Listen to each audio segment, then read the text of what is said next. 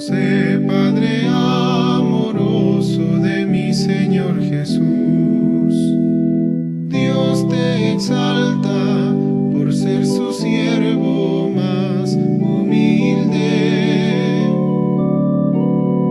San José, la Iglesia aclama tu divina protección. Ven y llévanos a su reino de amor. José, hijo de David, justo y fiel esposo de la Virgen María, Dios te eligió para ser su custodio. Mejores brazos no encontró el Señor. San José, Padre amoroso de mi Señor Jesús, Dios te exalta por ser su siervo más humilde. San José, la Iglesia aclama tu divina protección. Ven y llévanos a su reino de amor. Tu ejemplo fuerte de un gran amor a Dios, paciente y noble, prudente y casto Señor, Dios en ti virtudes derrochó. San José, Padre amoroso de mi Señor Jesús, Dios te exalta por ser su siervo más.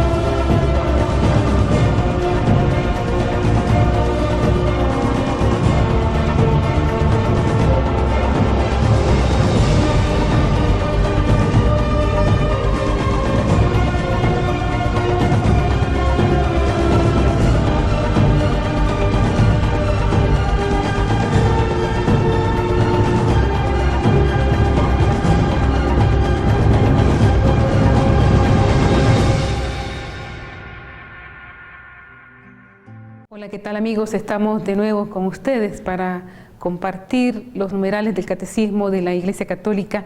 En este programa, esta es nuestra fe. Como siempre, pidiéndole al Espíritu Santo que nos asista en todo momento para llegar a una comprensión más profunda de su voluntad, de su querer en nuestras familias y en nuestra vida. También pidiéndole al Señor que aumente nuestra fe, nos ayude a acrecentar la fe que tanto necesitamos.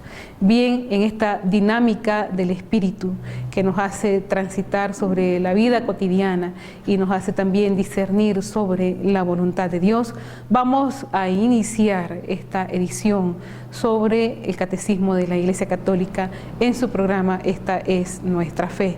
El día de hoy vamos a tratar de profundizar un poco sobre las características de la fe que el Catecismo de la Iglesia nos hace ver en los numerales 53 y también 153 y siguiente.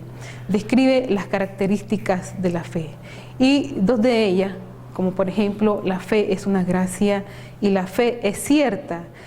Son las características que nos enumera este artículo tercero sobre las características de la fe.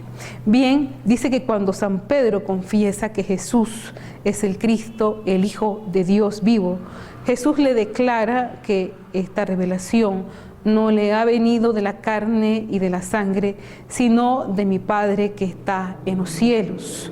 De hecho, aquí ya nos revela esta primera parte. La fe es una gracia. La fe es un don de Dios, una virtud sobrenatural infundida por Él.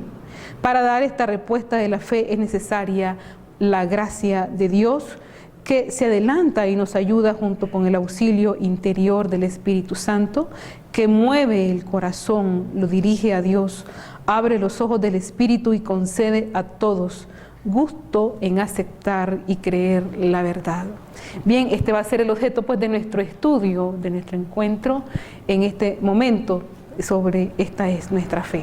La fe proviene pues primeramente de la predicación, y la predicación es el mensaje de Cristo, el anuncio que contiene y mira la fe, lleva a una experiencia del Espíritu que se realiza y que se maravilla en el hombre. En primer lugar, la transformación del egoísmo humano en un amor oblativo, con el consiguiente fruto del gozo, de la paz, la benevolencia, la confianza, la mansedumbre, el dominio de sí mismo, como enumera San Pablo en su carta a los Gálatas, capítulo 5, versos 22.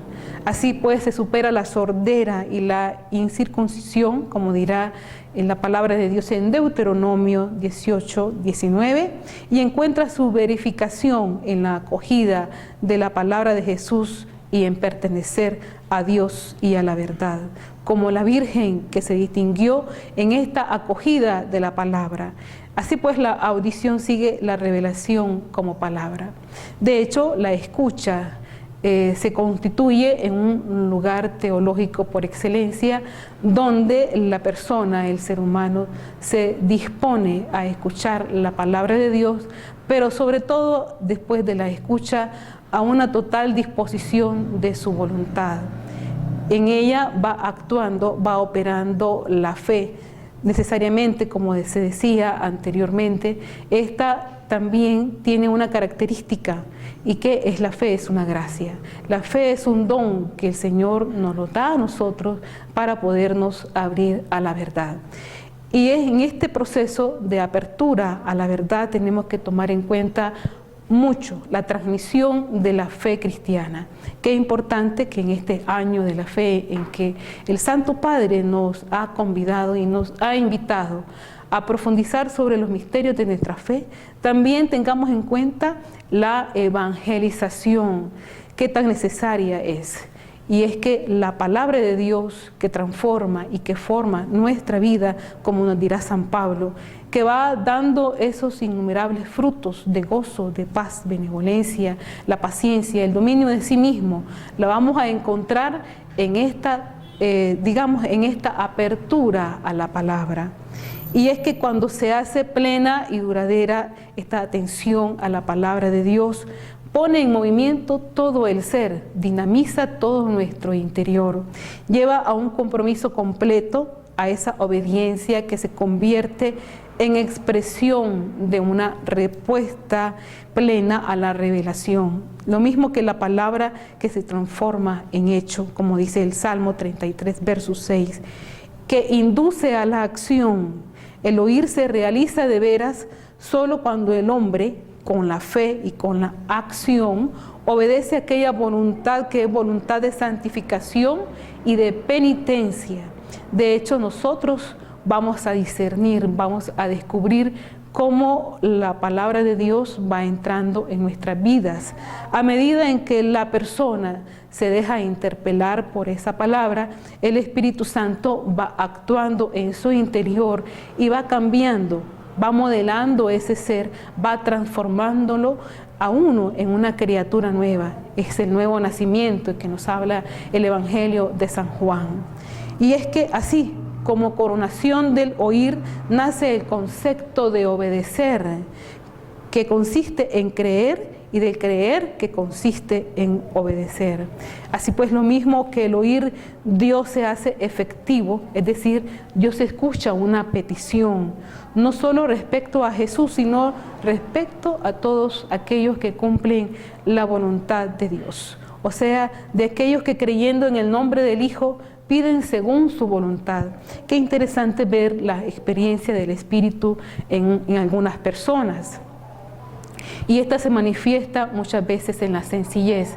Vemos cómo el Espíritu Santo actúa inmediatamente en las personas sencillas, que se abren inmediatamente a la fe. Algunas veces también la fe conlleva una prueba, conlleva una dificultad que hace que el cristiano, digamos, se dilate un poco, se conserve y se resista a la voluntad de Dios. Sin embargo, a medida que el fiel, que el cristiano, se abre a la fe, aunque en esta conlleve un poco la prueba y la dificultad, el Señor va actuando. Solamente está entonces el hecho de poder esperar y de tener paciencia en el tiempo, porque también el tiempo es ocasión de gracia. Cada segundo, cada minuto, acontece la revelación de Dios en nosotros. Y ese acontecimiento de la revelación de Dios que se manifiesta en la cotidianidad de nuestra vida, lo tenemos que ir nosotros viendo con esa mirada de fe. Esa mirada de fe que está en nuestros trabajos, está en nuestro hogar, está en nuestro caminar y peregrinar diario en la vida. Vamos viendo cómo el Señor acontece a través de pequeños milagros, a través de su providencia divina. Podemos ver la mano de Dios en nuestras vidas, un trabajo inesperado, un acontecimiento de fe, una prueba, una dificultad, una enfermedad, alguna gracia, algún favor que recibimos del Señor, un milagro. Todo ello conlleva el dinamismo de la fe. En unos puesto para pruebas y en otro puesto para la gloria de Dios. O sea que creyendo en el nombre del Hijo, piden según su voluntad, como lo hacen el pobre, la viuda, el huérfano, los humildes, los prisioneros. En esto nosotros tenemos que ver, en este dinamismo, tenemos que ver la voluntad de Dios, en esta negación de lo humano, en esta negación de la vanidad, en esta apertura tenemos que ver la fe. Así también el oír del hombre supone una transformación de la vida. La obediencia no indica, en primer lugar, un comportamiento moral, sino la nueva condición del cristiano, una actitud positiva de acogida a la palabra. De hecho, la fe, ciertamente que una persona que tiene fe y que se mueve en este dinamismo de la gracia, en esta apertura y en este don, va a traer consecuencias en sus obras.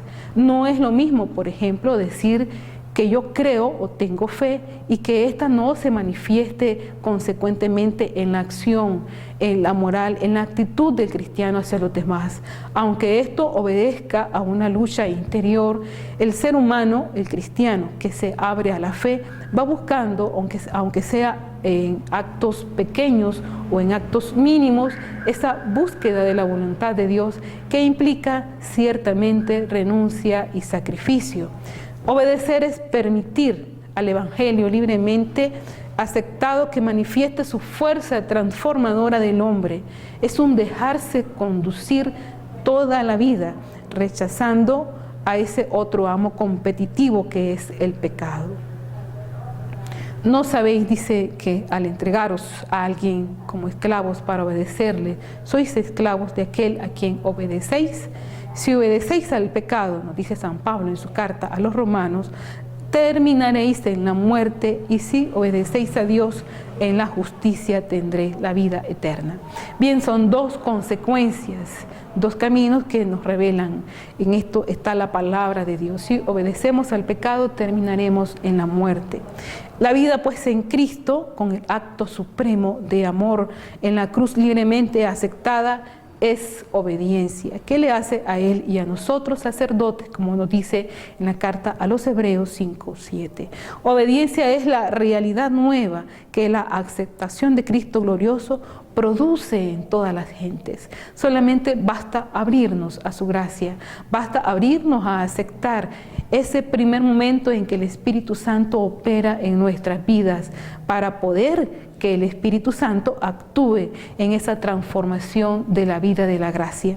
Aunque ciertamente la realidad del pecado está en nuestras vidas, poco a poco, como la semilla de mostaza, el Señor va construyendo en nuestro corazón y va haciendo un corazón nuevo. Es un dinamismo que tal vez no sucede de la noche a la mañana, o esos procesos de conversión tan rápido y vertiginoso como fue la conversión de San Pablo. De hecho, Santa Mónica, la mamá de San Agustín, logró esa conversión a través de las lágrimas y de la oración durante más de una decena de años. Así pues, ese proceso va inculcando en nuestro corazón esta vida plena en Cristo. Es una respuesta al Evangelio que obliga a someterse libremente a Dios, conocido como veraz y como fiel. Es la nueva condición del ser humano capacitado para uniformarse a la voluntad divina. Bien, vayamos a un video y tratemos, es un canto, una música que nos invita a reflexionar sobre la fe en este año en que el Santo Padre nos invita a reflexionar y a profundizar sobre el misterio de la fe cristiana.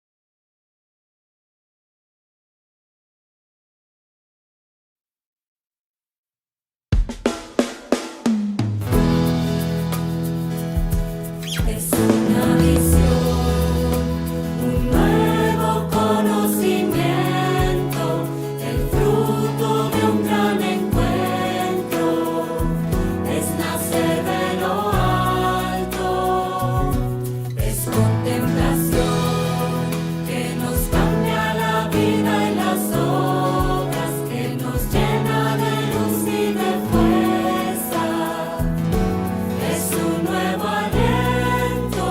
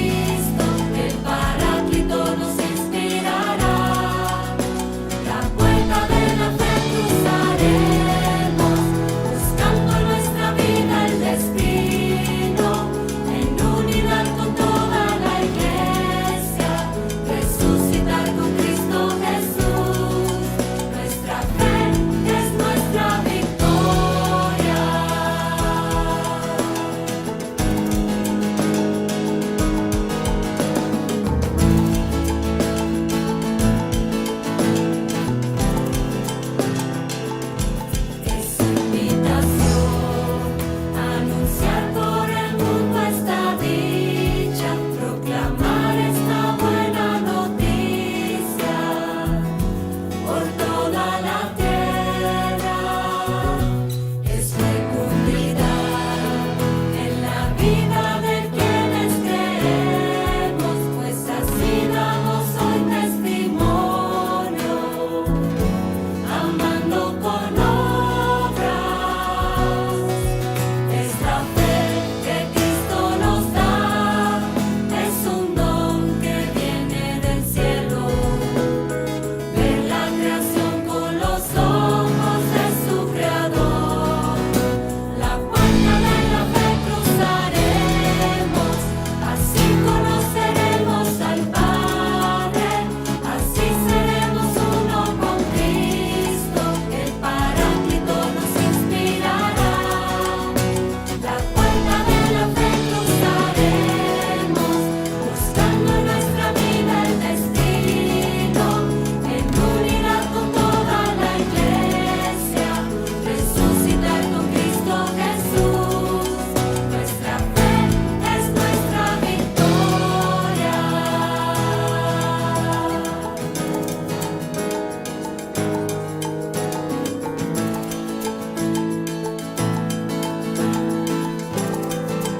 Nuestra fe es nuestra victoria.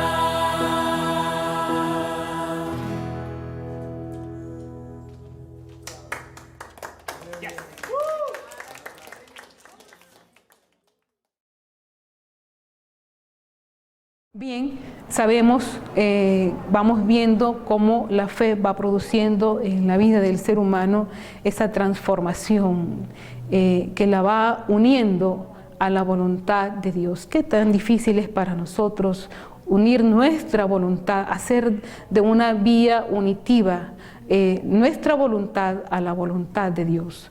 No es lo mismo nuestro querer a la voluntad de Dios, que se manifiesta constantemente en los acontecimientos cotidianos. Por eso nosotros tenemos que estar discerniendo en qué consiste la voluntad de Dios. Muchas veces cuando a nosotros nos salen las cosas bien, decimos, es voluntad de Dios. Pero tenemos que estar en este discernimiento constante para saber hacia dónde nos guía el Señor. Así como también hay situaciones favorables a la fe, hay situaciones que también son contrarias a la fe. Aunque no comprometa la unidad de la fe, el cisma rompe la caridad y hace menos creíble la iglesia delante del mundo. Como la separación, hay ejemplos del Reino del Norte por motivos religiosos, Primera de Reyes 11:33, que produjo en el pueblo de Israel confusiones idolátricas, Primera de Reyes 12:28, impidiendo la fuerza del testimonio entre las naciones.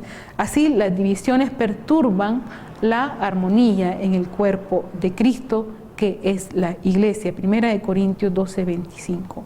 Estas divisiones provienen de la carne, no provienen del espíritu.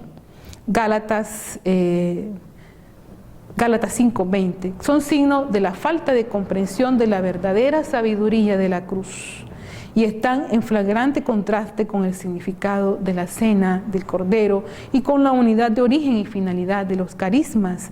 Más grave que el cisma, que se limita a una grieta, a un desgarrón en la comunidad eclesial, también la herejía toca directamente a la fe, negada conscientemente en alguna verdad revelada.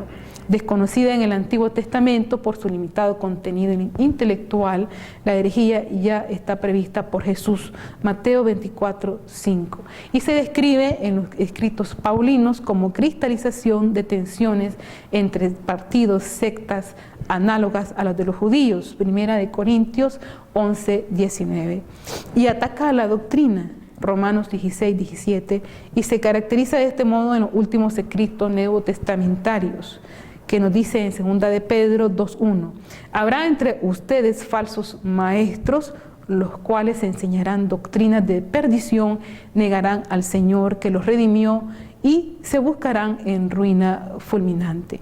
La primera herejía surgió entre los judaizantes que creían necesaria la circuncisión para la salvación, haciendo inútil el valor de la cruz. Y es que, digamos que un punto de discernimiento para la verdad en todo el contenido de nuestra fe cristiana es saber que la cruz es signo de nuestra salvación.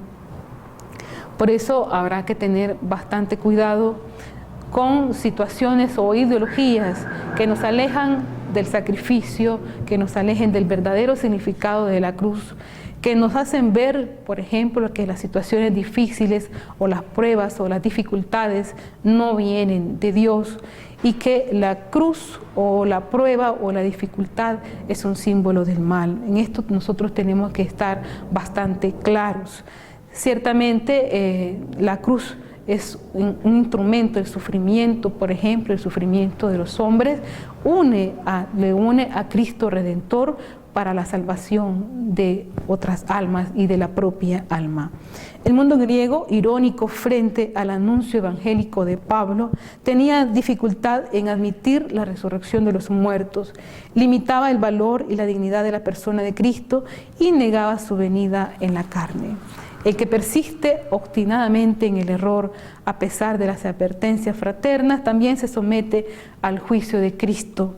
Esta palabra que pasó de significar la consagración a Dios mediante la destrucción de la guerra santa, a designar una separación, se aplica al que pronuncia afirmaciones contrarias a la fe. Bien, una dificultad, digamos, contraria a la fe es la destrucción de la fraternidad, el crear el cisma, el crear la división.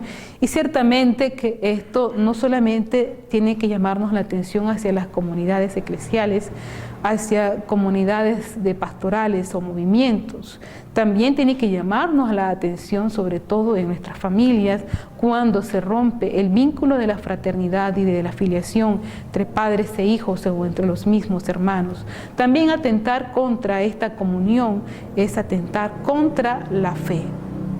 Es anatema el que, deformando el Evangelio de Cristo en favor de la necesidad de la circuncisión para la salvación, cae bajo la maldición divina. Pablo se alegra de ello y paradójicamente si con ello lo logra. Gálatas 1 del 7 al 9. Bien, el anatema supone una separación de la comunidad con posterioridad al naufragio de la fe, es decir, se aparta de la comunidad eclesial. Obviamente, quien no vive esta lógica de la fraternidad se tiene que apartar de la comunión eclesial. Y tenemos que tener bastante cuidado en esto de la producción del cisma o de la división entre comunidades o aquel que produce la división entre padres e hijos o entre los mismos hermanos. Esto nos hace alejarnos completamente de la fe y constituye un escándalo para la comunidad. Sin embargo, debemos de mantenernos en ella y perseverar. Y en esto sabemos, como nos dice el Catecismo de la Iglesia Católica, que la fe, a pesar de que sea un don gratuito de Dios que hace al hombre, este don inestimable, podemos perderlo. San Pablo advierte de ello a Timoteo: combate el buen combate, conservando la fe y la conciencia recta. Algunos, por haberla rechazado, naufragaron en la fe. Para vivir, crecer y perseverar hasta el fin en la fe, debemos alimentarla con la palabra de Dios y debemos pedir al Señor que aumente la fe. De hecho, se dice que la fe la podemos perder, obviamente porque es un don de Dios. Por tanto, al tener esta dificultad o al tener este momento oscuro en la fe, debemos de alimentarla con la palabra de Dios y pedirla constantemente. Y se debe actuar por caridad, ser sostenida por la esperanza y estar enraizada en la fe de la Iglesia. Nun werde ich euch beweisen, dass Gott, wenn es ihn gibt, böse ist. Hat Gott alles, was existiert, erschaffen? Wenn Gott alles erschaffen hat, dann hat er auch das Böse geschaffen. Das bedeutet, Gott ist böse. Herr Professor, existiert Kälte? Was für eine Frage soll das sein? Natürlich existiert die Kälte. War euch noch nie kalt? Nein, in der Tat, Herr Professor, die Kälte existiert nicht. Nach den Gesetzen der Physik ist das, was wir als kalt empfinden, nur das Fehlen von Wärme. Und existiert Dunkelheit, Herr Professor? Selbstverständlich existiert sie. Nein, sie ist nur das Fehlen von Licht. Wir können das Licht messen, aber die Dunkelheit nicht. Das Böse existiert nicht, genau wie die Kälte und die Dunkelheit. Gott hat das Böse nicht geschaffen. Es ist das Ergebnis dessen, was Gottes Hand noch nicht berührt hat.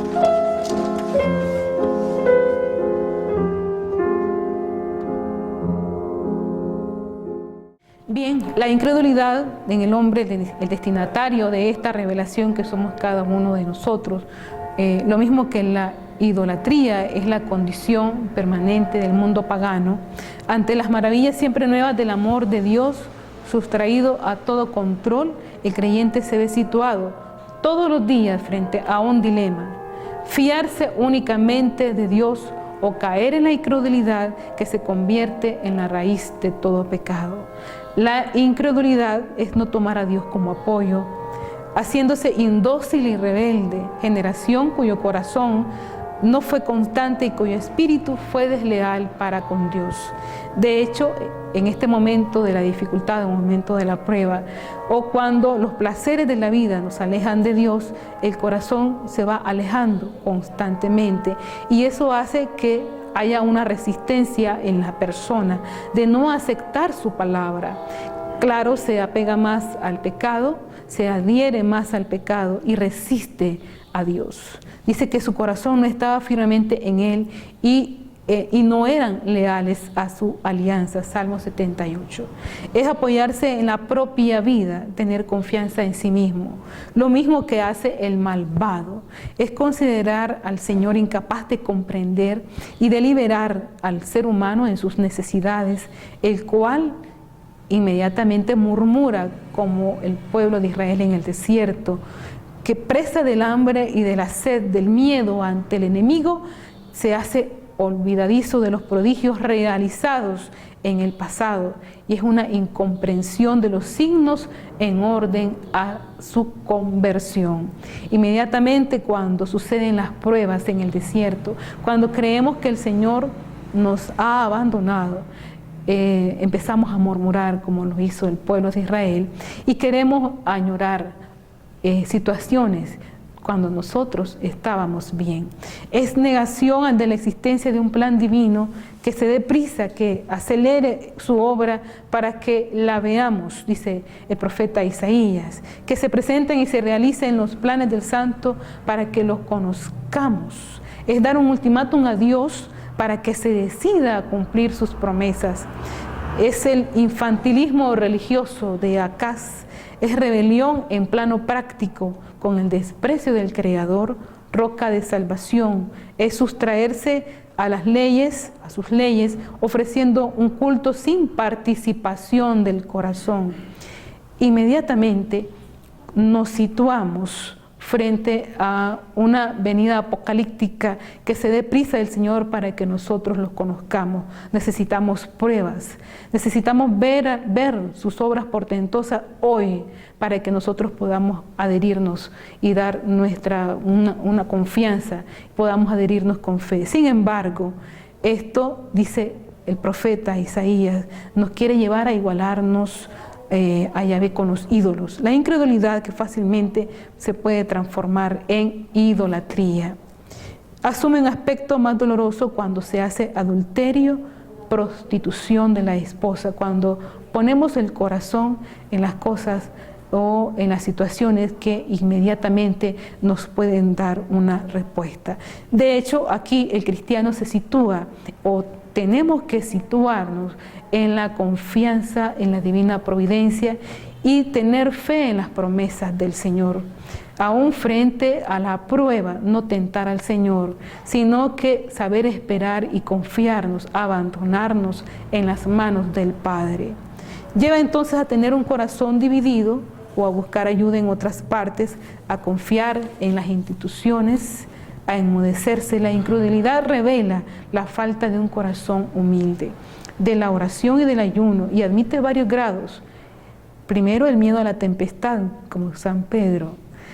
Olvido de la enseñanza de Jesús en los milagros. Escándalo ante el misterio de la cruz y Es negación de la resurrección en los discípulos extrañamente, en los judíos, en los paganos. El misterio de la incredulidad aparece sobre todo en el rechazo de Cristo por parte de aquel pueblo que tenía la misión histórica de esperarlo y dar testimonio de él. El incrédulo entonces se cierra cada vez más a los signos que no ve. Es imposible para una persona que se resiste a creer, ver el acontecimiento de la revelación y de su fe, maravillarse constantemente de las cosas y prodigios que el Señor hace en su persona. Aunque viniesen cosas extraordinarias, si hay resistencia en su persona, no ve la mano de Dios. A la palabra que no penetra, a la luz que lo ciega. La incredulidad, más que distinguir en grupos sociales, pasa por dentro de cada persona. Está siempre ahí, pero mientras uno no haya muerto a su pecado, siempre tendrá el camino abierto para reconocer en Jesús al Hijo del Hombre. Bien, entonces vemos la necesidad de la fe para cada uno de nosotros, para nuestra salvación. Creer en Cristo, dice el Catecismo en el número 161, y en aquel que lo envió para salvarnos es tan necesario para obtener esa salvación, puesto que sin la fe es imposible agradar a Dios. Es importante pedir constantemente el don de la fe para podernos abrir a su palabra y llegar a participar en la condición de sus hijos. Nadie es justificado sin ella, y nadie, a no ser que haya perseverado en ella hasta el fin. La fe no la dan las instituciones, la fe no la dan las personas. La fe es un don de Dios que nos hace participar de la comunidad eclesial y que nos hace ver que la realidad del pecado está también en nuestros corazones, que salpica nuestras realidades, nuestras comunidades, nuestra iglesia. Sin embargo, perseverar en ella, abrirnos a su palabra, podemos transformar nuestro mundo, podemos transformar nuestras comunidades eclesiales, porque esta es una realidad más que un grupo social, está en cada persona. Podernos abrir a Cristo a través de su evangelio y de su palabra, podemos transformar nuestro entorno. Primero pensemos en nuestro entorno, en la familia, nuestro pequeño núcleo familiar. Pensemos en nuestras pequeñas comunidades, pensemos en los movimientos pastorales y ministerios. Pensemos en nuestra iglesia.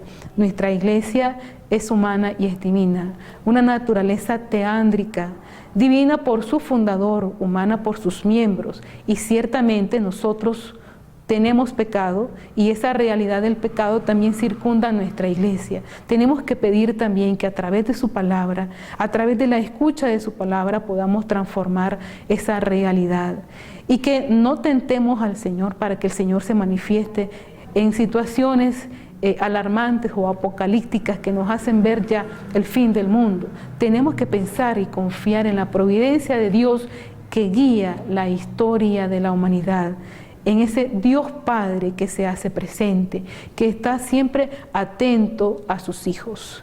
Bien, con esto, con esta invitación a confiar en la divina providencia, tenemos que volver a aquellas oraciones que nos enseñaban nuestras mamás, nuestras abuelitas, volver a esta espiritualidad del Padre, confiar en la divina providencia que guía la historia de la humanidad y que se va a manifestar para la gloria de Dios. Confiemos en Él, que Él lo que quiere, que el Señor lo que quiere es nuestra salvación y solamente nos está invitando a abrir nuestro corazón para que podamos creer. Hasta una próxima edición del Catecismo de la Iglesia Católica en su programa Esta es Nuestra Fe. Una es la de quienes, me incluyo en el grupo, tenemos la suerte de saber, porque alguien nos lo ha contado, que en el origen de las cosas está la razón y que por lo tanto todo es razonable. Los que creemos en un Dios creador sabemos que el mundo, incluyéndonos a nosotros, ha sido pensado por alguien muy inteligente que es Dios y consistimos en lo que Él ha pensado. Eso es la naturaleza. Tanto el ser humano consiste en algo, lo que llamamos naturaleza humana, que es la idea que Dios pensó del ser humano. Y por lo tanto, quienes vemos así las cosas sabemos que con nuestra libertad podemos, porque somos racionales, conocer en qué consistimos, cuál es el proyecto de un ser humano y, dado que somos libres, realizar lo mejor de ese proyecto. Por otro lado están quienes no saben esto, porque se ha roto la cadena de transmisión de los conocimientos y nadie se lo ha contado, no se lo han creído. Para quienes no saben que en el origen está la razón, nada tiene sentido, nada es razonable. Si el origen es la evolución ciega de la bioquímica del carbono, el cuerpo humano no tiene ningún sentido, no hay una naturaleza humana, hay azar bioquímico. Por lo tanto, efectivamente, no hay nada que sea bueno ni objetivamente razonable. Decía Javier con mucho acierto que hay una lógica sistemática en el pensamiento sobre la vida de Juan Pablo II. Yo lo sintetizaría en 3 encíclicas que se escribieron casi a la vez, en un breve periodo de tiempo, que son Evangelium Vitae, Splendor Veritatis y Fides Ratio. Es decir, hay que fiarse de la razón, porque con la razón conocemos en qué consistimos, conocemos el mundo que es razonable, la idea de Dios sobre lo existente, por lo tanto lo que hay de bueno y digno de respeto. Y la Veritatis Splendor, y ser bueno, la moral consiste en eso, no en el homotivismo ni en convencionalismo, sino en respetar lo bueno existente. Evangelium Vitae, su aplicación a la vida. ¿Qué le sucede al mundo de hoy con esto que llamamos cultura de la muerte? Y ahora cito la abolición del hombre, que antes traía a colación con mucho acierto también Miguel. Hay un momento en que Luis dice en la abolición del hombre, cuando todos se ríen de aquel que dice es bueno, solo queda el que dice yo quiero. El mundo moderno, una parte del mundo moderno, se ríe de quien dice es bueno, porque no sabe que hay cosas buenas, razonables. Entonces solo queda el yo quiero, mi voluntad. Consecuencia, nos consideramos dueños de la vida y de la muerte, que es la mentalidad subyacente más allá del juicio moral sobre las conductas individuales a la anticoncepción, a las técnicas de reproducción asistida, a la legalización del aborto y de la eutanasia. Y es que somos dueños de la vida y de la muerte, somos dioses. Creamos el valor, decidimos lo que merece la pena y lo que no. Si yo quiero la vida, esta es buena, y si la quiero destruir, es mala. Si la quiero producir, es buena, y si la quiero evitar, evitarla es mala. Si la quiero defender, es buena, derecho a la salud, y si no la quiero defender, derecho a la eutanasia, pasa a ser un bien lo contrario. Yo decido, yo soy la única fuente de criterio. Este es el problema de fondo de la humanidad.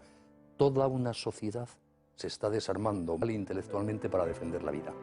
Y ahí los cristianos creo que podemos tener el legítimo orgullo, lo digo así porque no es una cosa individual, de que somos, el mundo católico es la última reserva consistente de verdadero humanismo, de compromiso con la vida y los derechos humanos, entendidos en de la dignidad del ser humano, que existe en nuestro mundo. Es para sentirse muy orgullosos de estar metidos en este cogollo humanista que todavía sigue diciendo que merece la pena la vida.